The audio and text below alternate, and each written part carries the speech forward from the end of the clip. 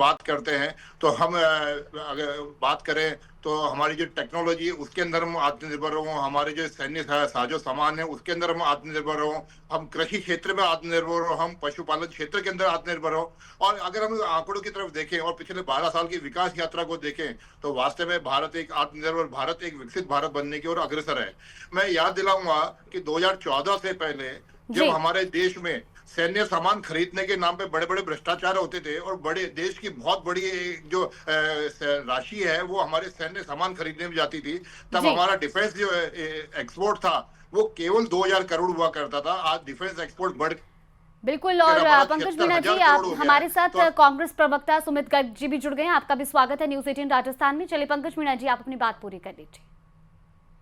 हाँ, तो हमारी जो डिफेंस एक्सपोर्ट है आज 76,000 करोड़ रुपए हमारा हो गया है। तो अगर हम कांग्रेस राज से तुलना करें तो कई गुना ज्यादा हमारा डिफेंस एक्सपोर्ट हो गया है। वहीं साथ में बात करें कि हमारे जो सैनिक हैं उनको सुविधाएं मुहैया कराने की या सैन्य उपकरण उनको मुहैया कराने की, तो आज जहां हम जो तेजस और ब्रह्मोस जैसे जो बड़े सैन्य साजो सामान है वो हम देश में बना रहे हैं। और आज उनकी जो ताकत है, चाहे ब्रह्मोस की ताकत हो, चाहे तेजस की ताकत हो, चाहे चाहे सुदर्शन टैंक की ताकत हो, ये सब ताकतों ने आज विश्व की बड़ी शक्तियों ने स्वीकार किया है कि आज भारत के जो डिफेंस के जो हमारे जी हथियार हैं, जो डिफेंस के हमारे उपकरण हैं, ये पूरे विश्व की क्राइटेरिया पे बिल्कुल वो खरे उतरते हैं। और बिल्कुल। इसी का परिणाम है कि आज विश्व के बहुत सारे देश हमसे सैन्य उपकरण खरीदने के लिए लाइन लगा के खड़े हैं।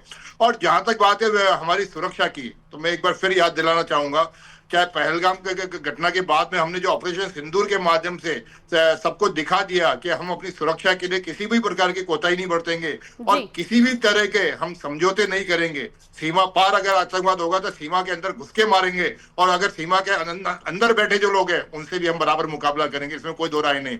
ठीक। मैं आपको याद दिलाना चाहूंगा, हमारे होम मिनिस्टर अमित शाह जी ने बहुत क्लियर शब्दों में डेट बता के कहा कि आने वाले मार्च के बाद में हिंदुस्तान में नक्सलवाद खत्म हो जाएगा। तो मैं केवल ये बात इसलिए याद दिला रहा हूं कि सीमा पार की सुरक्षा हो चाहे सीमा के अंदर की सुरक्षा हो, अब जी आतंकवाद दहशतगर्दी कतई बर्दाश्त नहीं होगी। ये हमारे न्यू नॉर्मल से डिसाइड हो गए हैं और ये नए भारत की तस्वीर है। ठीक। सुमित गर्ग जी, पंकज मीणा कहते हैं कि जो नया भारत है वो स्पष्ट कहता है कि हम ना आतंकवाद को बर्दाश्त करेंगे, ना नक्सलवाद को, ना दहशतगर्द को। और आज जब पूरी दुनिया भारत की तरफ देख रही है, क्योंकि भारत एक मजबूत अर्थव्यवस्था के तौर पर भी उभर रहा है, आप इस नए भारत को कैसे देखते हैं? हेलो पैनलिस्ट को और संपूर्ण राष्ट्र को 79वें स्वतंत्रता दिवस पर अपनी हार्दिक शुभकामनाएं देता हूं। जागृति जी, आज प्रधानमंत्री जी ने लाल किले की प्राचीर से देश को संबोधित किया। 103 मिनट लंबा अपना भाषण, और पूरे भाषण में उनकी बॉडी लैंग्वेज थी बड़ी हतोत्साहित थी, बड़े परेशान, बड़े निराश। अपने मुंह मियां मिट्ठू बनने के अलावा प्रधानमंत्री जी ने कुछ नहीं, पर उन्होंने एक चीज अच्छी करी, उसके लिए मैं विरोधी पार्टी का प्रवक्ता होते हुए भी उन्हें धन्यवाद देता हूं। उन्होंने आज शायद पहली बार इस देश के महापुरुष नेहरू को याद किया। नेहरू के संविधान, देश की स्वतंत्रता में और देश के निर्माण में नेहरू के योगदान को याद किया। इसके लिए मैं उनको धन्यवाद देता हूं। और बीजेपी और आरएसएस के साथियों से कह देता हूं नेहरू को लेकर कि ये जो पानी पी पी के नेहरू को कोसते हैं, सच्चाई छिप नहीं सकती बनावट के उसूलों से, कि खुशबू आ नहीं सकती कागज के फूलों से। आप कुछ भी कर ले, लेकिन नेहरू का महत्व इस देश में कम नहीं हो सकता। आज प्रधानमंत्री जी ने कह के इसको साबित किया। अब मैं आता हूं एक एक करके उन बातों पर जो प्रधानमंत्री जी ने करी। जागृति जी, सबसे पहले प्रधानमंत्री जी ने ऑपरेशन सिंदूर की बात करी। ऑपरेशन सिंदूर को लेकर अभी जो हाल ही में हमारे वीर सैनिकों को वीरता पदक दिए गए, मैं उन्हें शुभकामनाएं देता हूं और उनकी वीरता के लिए जी कृतज्ञ राष्ट्र की तरफ से उनको धन्यवाद देता हूं। लेकिन प्रधानमंत्री जी ये नहीं बता पाए कि इस देश की सरकार या इस देश की सेना से 1 घंटा पहले ट्रंप ने सीज फायर की घोषणा कैसे कर दी। नहीं बता पाए इस देश के प्रधानमंत्री जी, जब इस देश की महान सेना जो मुकम्मल बढ़त हासिल कर चुकी थी, पाकिस्तान को नेस्तनाबूद करने के लिए, पाकिस्तान के टुकड़े करने के कगार पर खड़ी थी, उसका हाथ क्यों रोका गया। इस देश के प्रधानमंत्री जी नहीं बता पाए कि ऐसा क्यों किया गया, किसके इशारे पर किया गया। प्रधानमंत्री जी ने अपने भाषण में सेना को खुली छूट की बात कही। मैं जागृति जी आपके माध्यम से पूछना चाहता हूं जी प्रधानमंत्री जी कहते हैं हमने सेना को ऑपरेशन सिंदूर में खुली छूट दी, सीडीएस अनिल चौहान साहब का वक्तव्य आपने सुना होगा। शिव कुमार जो डिफेंस अटैची है इंडोनेशिया में, उन्होंने क्या कहा कि राजनीतिक स्वतंत्रता के न चलते हमें कहीं ना कहीं पे शुरू में पीछे हटना पड़ा। तो प्रधानमंत्री जी पहले यह तय करना कि शिव कुमार और सीडीएस अनिल चौहान सच बोल रहे हैं कि वो सच बोल रहे हैं। दूसरी बात आती है ऑपरेशन सिंदूर को लेकर ही, कि उन्होंने बोला कि साहब जो ऑपरेशन सिंदूर था उसमें हमने हर वो चीज हासिल की जो हम चाहते थे। तो हम तो ये चाहते थे कि हाफिज सईद, मौलाना मसूद अजहर या तो ये भारत की जेल में हो और या ये स्वर्गलोक में हो। क्या ऐसा हो पाया? नहीं हो पाया। तो प्रधानमंत्री जी कहीं ना कहीं ऑपरेशन सिंदूर को लेकर ज्यादा नहीं बोल पाए। फिर वो आए कहीं अपने जो मेन मुद्दा, जो आज तक की जो भाजपा की राजनीति रही है उस पर आ गए। फूट डालो राज करो, हिंदू मुस्लिम, वो बोले घुसपैठ। जागृति जी, मुझे बड़ा आश्चर्य होता है, इस देश के प्रधानमंत्री जी 11 साल राज करने के बाद आज ये कहते हैं कि देश में घुसपैठ हो रही है। तो इसकी जिम्मेदारी किसकी है? अरे ये कहने से पहले उन्हें अपना इस्तीफा इस देश को समर्पित करने चाहिए था कि मैं घुसपैठ देश क्या की सिर्फ सीमाओं की 11 रक्षा नहीं सालों कर से हो सकता। रही है? इसलिए सुमित गर्ग बिल्कुल जी, घुसपैठ क्या सिर्फ 11 सालों से हो रही है? घुसपैठ तो भारत कब से झेलता आ रहा है। तब क्या जवाब दिया गया, आज क्या जवाब दिया जा रहा है? बिल्कुल बिल्कुल बिल्कुल, आप वजह फरमाया आपने, हो रही है ना। कितनों को आपने देश के बाहर भेजा? 11 साल से आपका राज होना, कितनों को आपने डिटेन किया? क्या कांग्रेस के कार्यकाल में सेना को खुली छूट थी? सुमित गर्ग जी, चलिए ठीक है, आरके दर्गन जी से भी जान लेते हैं।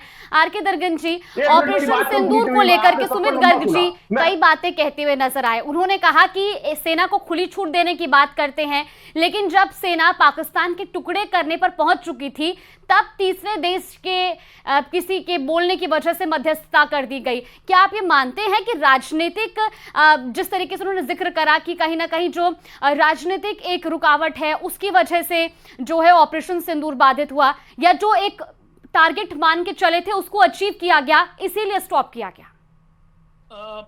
मैं जो प्रवक्ता अभी बोल रहे थे उनकी बात से पूरी तरह से सहमत नहीं हूं जी। ऑपरेशन सिंदूर स्थगित किया गया है, बंद नहीं किया गया जी। कभी किसी ने नहीं कहा कि बंद हो गया। और ये जो कह रहे हैं सब कि इसको एकदम से जब हम ऑक्यूपाई कर लेते पीओके को, या कहीं ना कहीं हम ऊपर के प्रेशर से रुक गए, क्यों हमने इसको कॉल ऑफ कर दिया? नहीं, कॉल ऑफ नहीं हुआ है और ये चल रहा है और चलता रहेगा। दूसरी चीज ये है कि ये किसी के बाहर के किसी के कहने से ये स्थगित नहीं किया गया। ये खुद ही डीजीएमओ का फोन आया था उनको, शायद काफी दबाव में थे पाकिस्तान, और भारत ने उसको थोड़ी देर के लिए, कुछ समय के लिए स्थगित कर दिया है। अभी बातचीत हो रही थी आत्मनिर्भर भारत की। अगर आप मुझे समय दें 2 मिनट का जी। तो जो प्रधानमंत्री जी ने आज अपनी पूरी स्पीच में कहा है कि आत्मनिर्भर भारत, समर्थ भारत, पिछले करीब 5 या 6 साल में तकरीबन हमारा जो डिफेंस एक्सपोर्ट्स है वो 90 कंट्रियों ने, 90 देशों ने उसमें इंटरेस्ट दिखाया है जी, जिसमें कि साउथ ईस्ट एशिया में पहचान बना रहा है और कितनी मजबूती से हर एक हमले का या हर एक चीज का किस तरीके से जवाब देने में सक्षम बनता जा रहा है। पंकज मीणा जी, इस बीच सुमित गर्ग जी को भी आपने सुना होगा, वो बात कर रहे थे कि एक तरफ तो प्रधानमंत्री नरेंद्र मोदी कहते हैं कि सेना को खुली छूट दी गई है, लेकिन दूसरी तरफ वो कह रहे हैं कि ऑपरेशन सिंदूर पर प्रधानमंत्री ज्यादा बोल नहीं पाए। दूसरा, उन्होंने एक और सवाल उठाया कि 11 साल से आप सत्ता में हैं लेकिन घुसपैठ हो रही है, देश की जनता की सुरक्षा का क्या?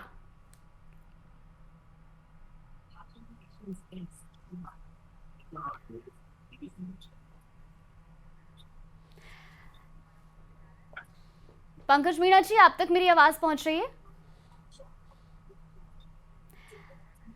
चलिए, पंकज मीणा जी से एक बार फिर से जुड़ने का प्रयास करेंगे, लेकिन हमारे साथ हमारे अन्य मेहमान भी बने हुए हैं। सुमित गर्ग जी, आप बात कर रहे थे कि ऑपरेशन सिंदूर जो है वो कहीं ना कहीं राजनीतिक प्रेशर की वजह से रोका गया, क्योंकि जब पाकिस्तान को हम ऑलमोस्ट जो हमारी सेना है वो पाकिस्तान के ऊपर हावी थी, तब इस ऑपरेशन सिंदूर को रोका गया। लेकिन आर के दरगन जी कह रहे हैं कि ये रोका नहीं गया, ये कुछ समय के लिए स्थगित किया गया है, लेकिन ऑपरेशन सिंदूर जारी रहेगा हर उस आतंकी हमले पर जो भारत की तरफ नजर उठा के देखेगा। हाँ वाकई दरगन साहब ने बात करी कि डीजीएमओ का डिसीजन था जी, तो मैं ये मानने को तैयार नहीं हूं। क्या लोकतांत्रिक गणराज्य भारत में सेना यही निर्णय ले लेती है कि हम युद्ध कर लेते हैं और अब हम सीज फायर कर देते हैं? क्या इसमें राजनीतिक नेतृत्व की कोई भूमिका नहीं होती? ये पाकिस्तान में होता है, हिंदुस्तान में नहीं होता। 140 करोड़ हिंदुस्तानी इस बात को मानने को कतई तैयार नहीं है कि डीजीएमओ ने अपने लेवल पे डिसाइड कर लिया होगा। बिल्कुल नहीं हो सकता, ये बिल्कुल नहीं हो सकता। इसमें सरकार की पूरी भूमिका थी। सरकार को बताना चाहिए कि ट्रंप ने एक घंटा पहले कैसे इसका अनाउंसमेंट कर दिया। दूसरी बात आज देश के प्रधानमंत्री ने करी सिंधु समझौते की। जागृति जी, मैं जानना चाहता हूं जी, सिंधु समझौता आज हुआ क्या? अरे सिंधु समझौता होने के बाद 18 साल इस देश में भाजपा ने शासन किया है। क्या वो अटल जी को भी कोस रहे थे ये कह के कि सिंधु समझौता हिंदुस्तान के किसानों का हक को मारने का समझौता था? क्या आपने 10 साल के पहले दो जो इनके कार्यकाल थे उनको भी कोसने का काम इस देश के प्रधानमंत्री जी कर रहे थे? अरे समय अनुसार चीजें बदलती हैं। आप अपने पुरानी सरकारों को हर बात के लिए कैसे कोस सकते हो? और जब कोसते हो तो आपको ये नहीं पता रहता कि इनडायरेक्टली आप अपने आप में फंस रहे हो। अब मैं दरगन साहब की बात में दूसरी पे आता हूं। इन्होंने कहा कि मेक इन इंडिया के तहत ब्रह्मोस का एक्सपोर्ट जो है 90 देश करीबन चाहते हैं। तो मैं पूछना चाहता हूं, ब्रह्मोस किसकी सोच, किस सरकार का उपक्रम था? 1993 में ये सोच कांग्रेस की सरकार के प्रधानमंत्री नरसिम्हा राव साहब की थी। लेकिन आज इसको ये से परोसा जा रहा है कि हमने कुछ किया ही नहीं। मैं एक छोटी सी बात पर और कर देता हूं। लास्ट में प्रधानमंत्री जी ने आज ठीक है अपने पैतृक संगठन आरएसएस को लेकर बधाई दी। माफ कीजिएगा सुमित गर्ग जी, आपको रोकना चाह रही हूँ, समय इतनी ही इजाजत देता है।